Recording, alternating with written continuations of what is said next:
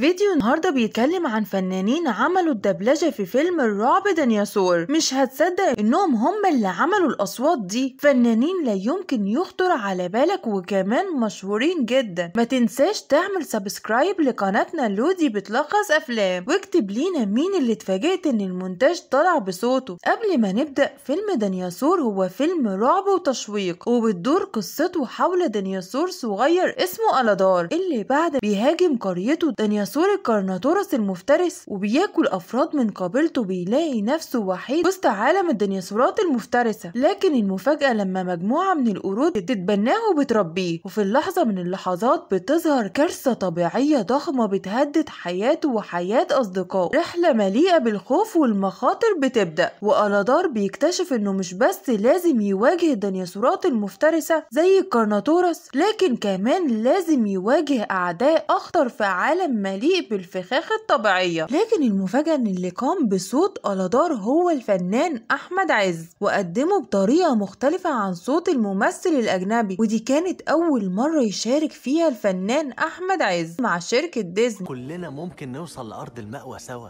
مش معقول تضحي بيهم بالشكل ده.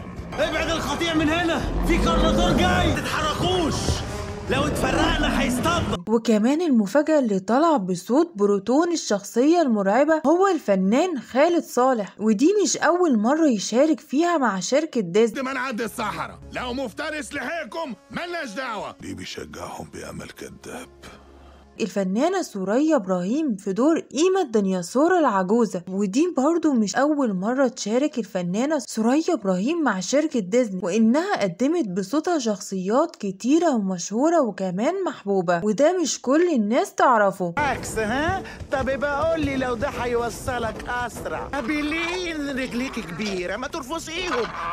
اوعى. ايوه صح، ده اجمل مكان في الدنيا يا بنتي. كرون فرم دبان اكبر منك يا جدو. على رايك هات دماغك اتمرن فيها. والفنان سمير البنا قام بدور كورون الديناصور زعيم القطيع اللي بينضم ليه ألادار وأصدقائه، وقدم أدوار كتيرة غير كورون في فيلم ديناصور، وثابت بصمة عند الناس. لازم تبقوا أقوياء.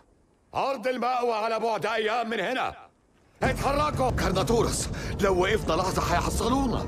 لو فكرت تتدخل تاني هقتلك. والفنانة إحسان القلعاوي في دور بيلين، وقيمة وبيلين من أكتر الشخصيات في الفيلم دمها خفيف رغم رحلتهم وهروبهم من الديناصورات الكرناتورس المفترسة. ومش أول مرة للفنانة إحسان القلعاوي، ولكن شاركت في أعمال لشركة ديزني مشهورة لغاية دلوقتي. عشان مكان نبات فيه انا مش واخد على الطريقه دي.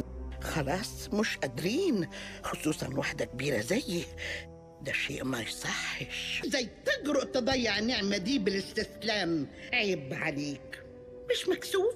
مش مكسوف. والفنانة علي حسنين اللي قام بدور يار زعيم القرود، وقدمه ببراعة بيخليك تتعلق بالشخصية. مش أول مرة للفنان، ولكن قدم عديد من الشخصيات لشركة ديزني، وعند وفاته نعت شركة ديزني باللغة العربية على صفحات الانستجرام بتاعتها. بكرة هيكبر، لو خليتيه في يوم هنصحى نلاقينا محشورين بين سنان. ده انا امسك مخ البتاع ده في كف ايدي الصغيره دي، بيتهيألي بقالك زمان ما فازتيش حاجه مني.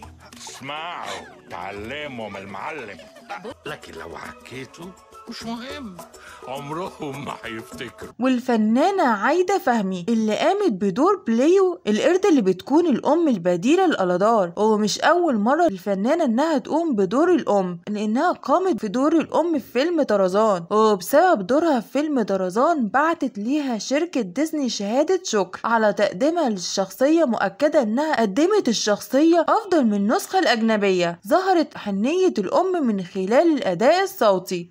ده حتة بيبي صغير. انتوا نسيتوا التجمع؟ مش هتلحقوا تتفرجوا على عرسان. ماشي، ونعمل ايه؟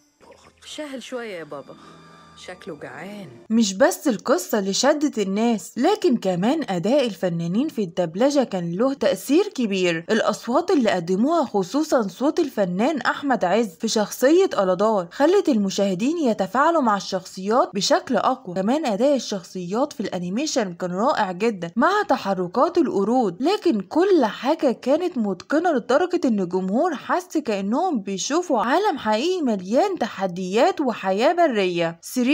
ومش بس كده، لو حبيت تعيش المغامرة وأجواء الرعب ما تفوتش الفرصة. الملخص كامل هيظهر دلوقتي على الشاشة فوق، اضغط عليه علشان تتابع القصة المثيرة وكل المفاجآت اللي هتكتشفها. هتتفاجئ باللي انت هتشوفه. وبكده نكون قلنا الفنانين اللي عاملين دوبلاج لفيلم ديناصور لشركة ديزني بالعربي. ما تنساش تعمل سبسكرايب لقناة علشان يوصلك أفضل الملخصات وتوصل الفيديو لأكبر عدد من اللايكات. أشوفكم في فيديو جديد.